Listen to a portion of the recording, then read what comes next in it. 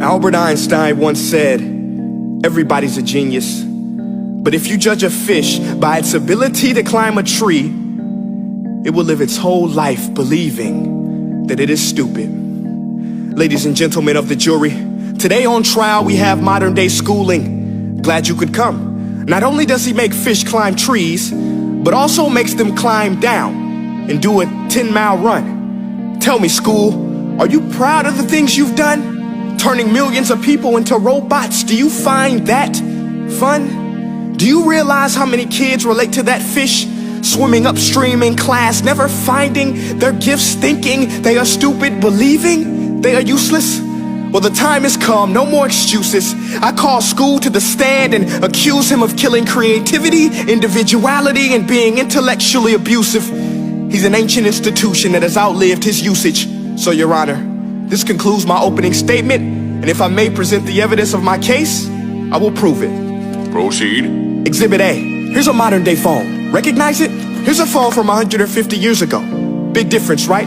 Stay with me. Here's a car from today, and here's a car from 150 years ago. Big difference, right? Well, get this. Here's a classroom of today, and here's a class we used 150 years ago. Now, ain't that a shame? In literally more than a century, nothing has changed. Yet you claim to prepare students for the future? But with evidence like that, I must ask, do you prepare students for the future or the past? I did a background check on you and let the record show that you were made to train people to work in factories, which explains why you put students in straight rows, nice and neat, tell them sit still, raise your hand if you want to speak, give them a short break to eat, and for 8 hours a day, tell them what to think. Oh, and make them compete to get an A letter which determines product quality, hence grade A of meat. I get it. Back then, times were different. We all have a past. I myself am no Gandhi. But today, we don't need to make robot zombies. The world has progressed. And now we need people who think creatively, innovatively, critically, independently, with the ability to connect. See, every scientist will tell you that no two brains are the same. And every parent with 2 or more children will confirm that claim. So please explain why you treat students like cookie cutter frames or snapback hats, giving them this one-size-fits-all crap. Watch your language. Sorry, Your Honor, but if a doctor prescribed the exact same medicine to all of his patients, the results will be tragic. So many people would get sick, yet when it comes to school, this is exactly what happens. This educational malpractice, where one teacher stands in front of 20 kids, each one having different strengths, different needs, different gifts, different dreams, and you teach the same thing the same way? That's horrific. Ladies and gentlemen, the defendant should not be acquitted. This may be one of the worst criminal offenses ever to be committed. And let's mention the way you treat your employees. Objection. Overruled. I want to hear this. It's a shame. I mean, teachers have the most important job on the planet, yet they're underpaid?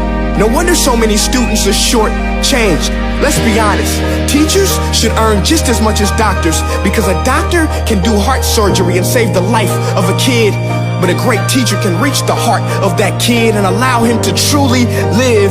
See, teachers are heroes that often get blamed, but they're not the problem. They work in a system without many options or rights. Curriculums are created by policymakers, most of which have never taught a day in their life. Just obsessed with standardized tests. They think bubbling in a multiple choice question will determine success. That's outlandish. In fact, these tests are too cruel to be used and should be abandoned, but don't take my word for it. Take Frederick J. Kelly, the man who invented standardized testing, who said, and I quote, "These tests are too cruel to be used and should be abandoned." Ladies and gentlemen of the jury, if we continue down this road, the results will be lethal. I don't have much faith in school, but I do have faith in people. And if we can customize healthcare, cars, and Facebook pages, then it is our duty to do the same for education, to upgrade it, change it, do away with school spirit, because that's useless. Unless we're working to bring the spirit out of each and every student, that should be our task. No more Common Core. Instead, let's reach the core of every heart in every class. Sure, math is important, but no more than art or dance. Let's give every gift an equal chance. I know this sounds like a dream, but countries like Finland are doing impressive things. They have shorter school days, teachers make a decent wage, homework is non-existent, and they focus on collaboration instead of competition. But here's the kicker, boys and girls. Their educational system outperforms every other country in the world. Other places like Singapore are succeeding rapidly. Schools like Montessori, programs like Khan Academy. There is no single solution, but let's get moving. Because while students may be 20% of our population, they are 100% of our future.